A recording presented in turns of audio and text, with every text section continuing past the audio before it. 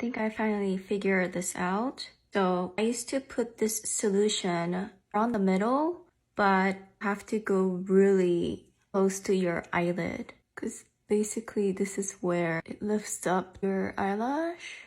But this is so close to your eye, so just be careful. But I tried this method today and it worked on my other eye. Like right here. The top, you can leave it alone. This is the second solution, but I'm gonna seal it with this Saran wrap. This is the final look. Not bad. I think this came out the best.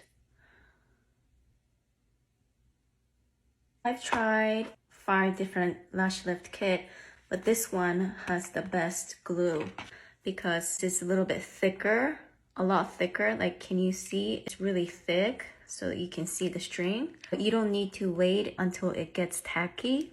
You put the glue on here, and then when your lashes on this silicone, sticks really well. The other kit's glue was too thin, so when I was trying to put it on, it all came down, so it was a little bit like frustrating. It's linked under my storefront. I am super happy how it came out.